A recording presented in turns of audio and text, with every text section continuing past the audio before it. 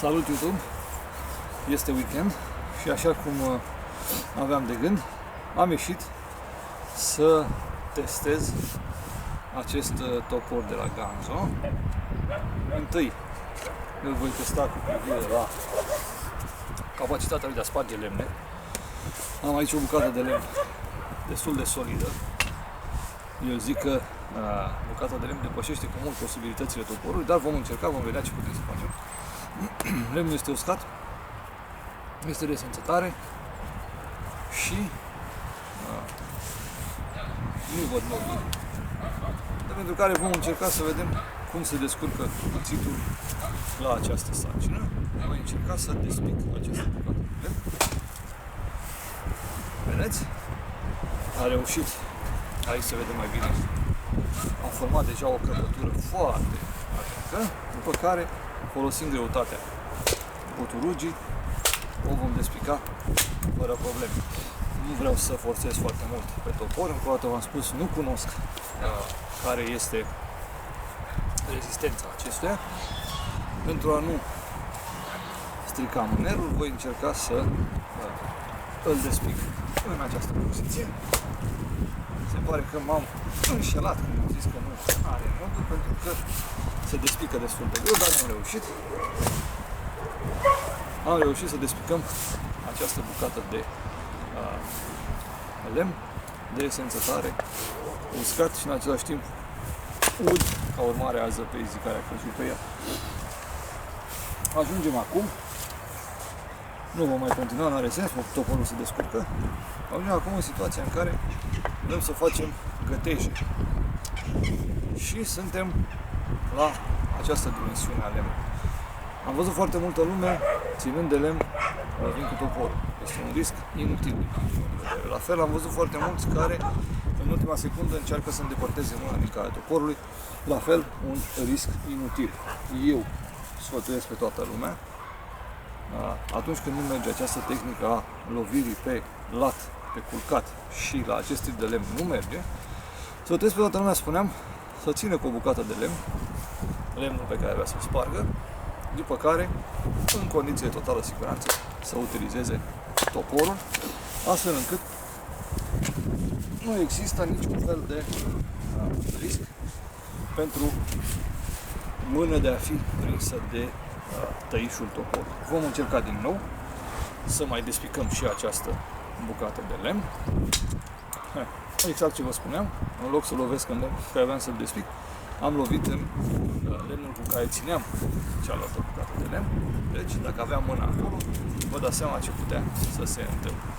Mai avem încă o bucată, deci îl despic atât de mult pentru a vă demonstra, pe de-o parte, posibilitatea toporului de a fi folosit la lucruri care necesită foarte mare atenție, da? De a face găteje, iar pe de altă parte, pentru că vreau să folosesc acest topor să fac feather stick. Da, ați auzit bine, nu vă înșelați, vreau să fac feather stick cu acest topor. Haideți să încercăm pe această bucată de lemn și dacă toporul este bine ascuțit, eu nu l-am atins nimic, nu m-am ocupat de el, pur și simplu l-am scos din teaca lui și l-am folosit. Dacă toporul este bine ascuțit, ca urmare a acelei convexități foarte bune a vârfului, se descurcă să facă și acești cârlionți de lemn pe care îi putem folosi la aprinderea focului.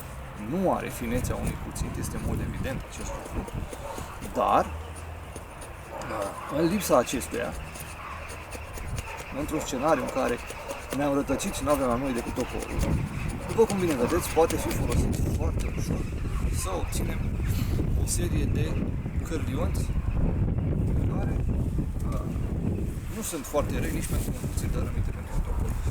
De aceea este necesar ca acest topor de bușcav să permită prinderea mânerului imediat apropiere a lamei. Voi mai încerca și pe această bucată de lemn să obțin cârlionți, vedeți?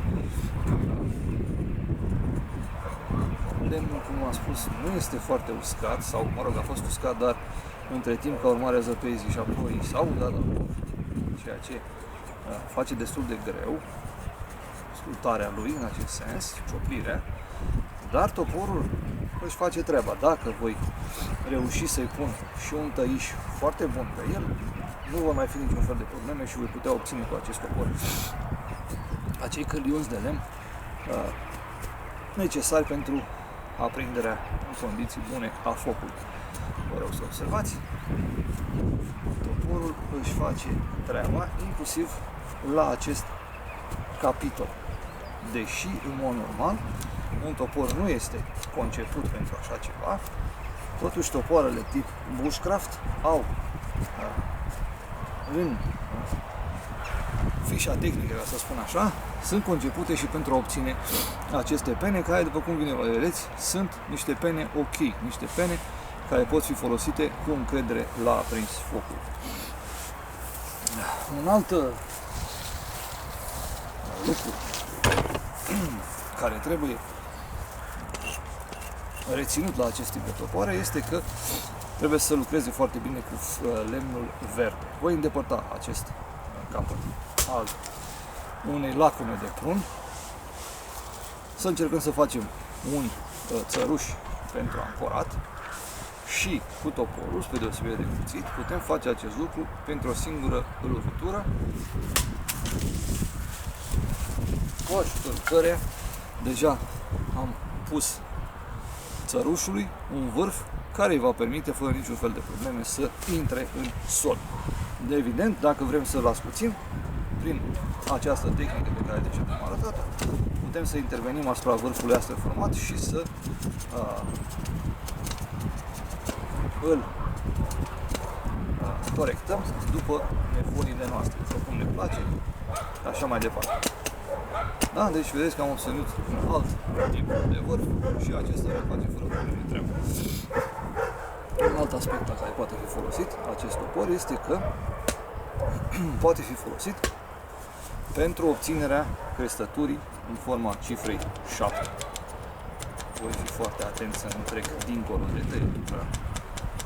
Dar, ca și cu un cuțit, cu acest topor se poate obține acea crestătură specifică, crestătură ce permite atașarea unei sfori în condiții de siguranță. Voi mai continua un pic pentru a obține o crestătură mai sigură. Vedeți, face cârlionți de lemn, inclusiv în cazul lemnului verde, ceea ce este foarte bine. Da? Am ajuns în situația în care, cu ajutorul acestui topor, am obținut crestătura specifică cifrei 7 să ne permită atașarea unei sfori și ancorarea unui cort sau unei prelate, etc. Bun. Cam acestea sunt sarcinile la care eu unul expun un topor când fac ieșiri. Practic să-mi sparg lemne. Lemnele pe care le sparg sunt de dimensiuni mai reduse, sunt rotunde, într-adevăr, le sparg prin altă tehnică, nu prin tehnica aceasta, dar v-am arătat capabilitatea toporului de a sparge inclusiv bucăți mari de lemn, chiar și uscat. Lucru care confirmă scopul pentru care a fost creat, dar, în același timp, cu ajutorul toporului putem obține cârlionții necesari pentru a face feather stick și putem obține același lucru pe care le obținem în mod obișnuit cu un cuțit, țăruși de cort, putem face și alte crestături pentru mâncare și așa mai departe. Am aici și vreau să vă arăt, am, cum spuneam, o bucată de lemn de cireș, care este uscat, pe care o țin de mult și din care intenționam să fac o lingură.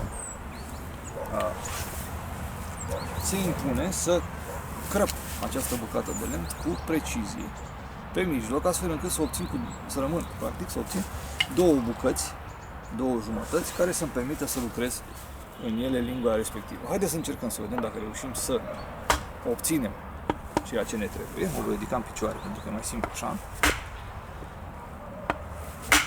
Ca urmare a capătului de ciocan am reușit o spargere curată a celor două bucăți de lemn. Este exact pe mijloc. Trebuie într-adevăr să îndepărtăm această zonă a măduvei, pentru că nu este bună la sculptură, dar se poate face foarte ușor. Și acum haideți să încercăm veleitățile cuțitului și ca veleitățile toporului, pardon, și ca topor de sculptură. Haideți să vedem dacă reușim să obținem un blanc de linguri din acest topor. Și vom încerca să îndepărtăm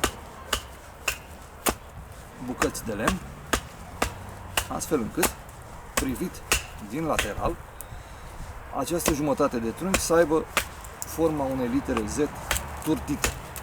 Într-adevăr, suportul este cam instabil, se mișcă în toate părțile, dar, deci, am reușit să îndepărtăm un pic din material pentru a da acea curbură specifică lingurii.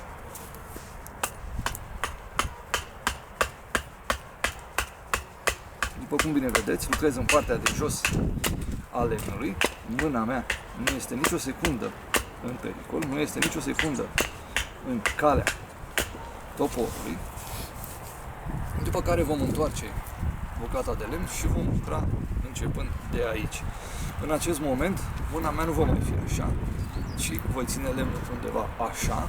De ce? Pentru că dacă țin mâna, risc să lovesc cu lemnul, pe când dacă lovesc aici, e mai multă carne, nu sunt oase, mult mai ușor de reparat o astfel de lovitură. Haideți să începem să vedem dacă putem să îndepărtăm materialul necesar pentru a da forma care trebuie la lingura respectivă.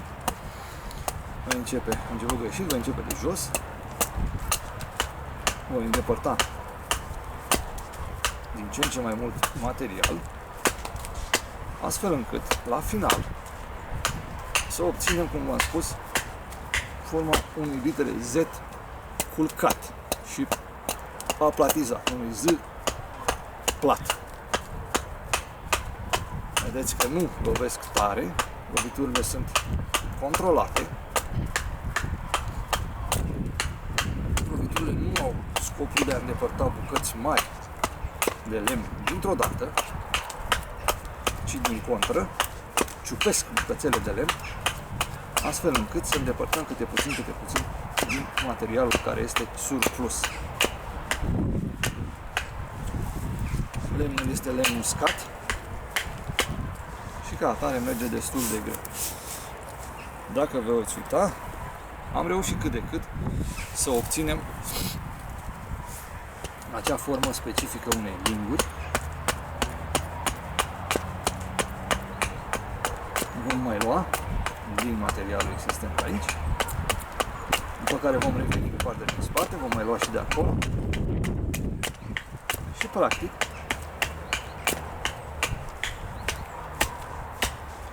am obținut un blanc de lingură, se spune, adică o bucată pe care putem să ne plasăm modelul și să ne apucăm să sculptăm lingura pe care dorim să o obținem. Vom mai lua un pic și de aici, chiar un pic mai mult.